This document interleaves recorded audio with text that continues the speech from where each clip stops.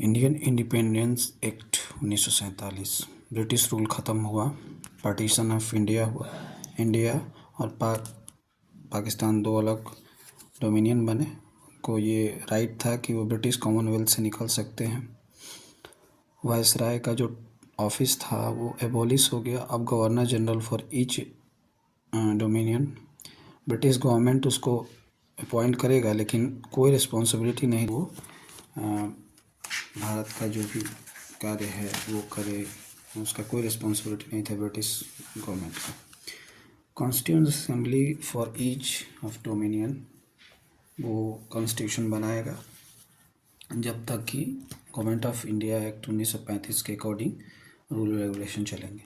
Office of secretary abolish होके secretary of state for Commonwealth affairs हो गया था, और प्रिंसली स्टेट और ट्राइबल एरियाज़ पर से जो ब्रिटिश डोमिनेंस था वो ख़त्म हो गया था।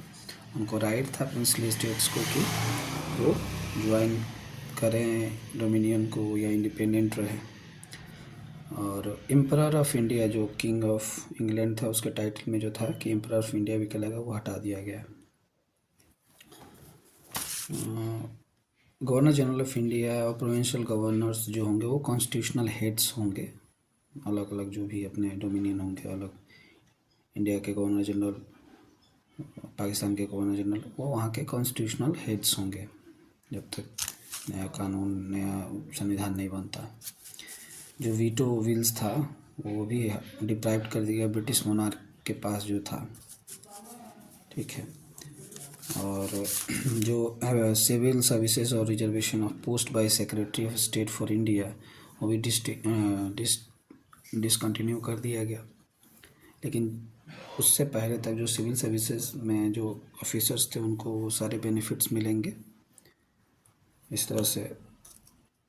और इसके बाद से कोई भी एक्ट नहीं आया। ये लास्ट इंडियन इंडिपेंडेंस एक्ट 1947 था। उसके बाद से first governor general of India Mountbatten बना और प्रधानमंत्री जवाहरलाल नेहरू।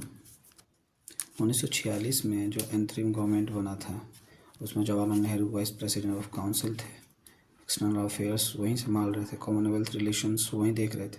सरदार Patel home information broadcast, Rajendra Prasad food and agriculture, John Matthai industries and supplies, Jagjivan Ram labour, Sardar Baldev defence, C.H. Bhabha work mines and power, Liaquat Ali Khan finance, Abdul Rab Nishtar posts and air, Asaf Ali railways and transport, C. Rajagopalachari education and arts, I.I. Chundrigar commerce, Ghazanfar Ali Khan health और Jogendra Nath Mandal law.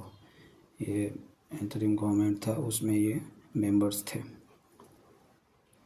उसके बाद से first cabinet of free India आया, उसमें Jawaharlal Nehru prime minister, external affairs, commonwealth relations, scientific research Patel Sahab, home information broadcasting state, doctor Rajendra Prasad food and agriculture, Maulana Abul Kalam Azad educational minister, John Matthai railways and transport, R.K.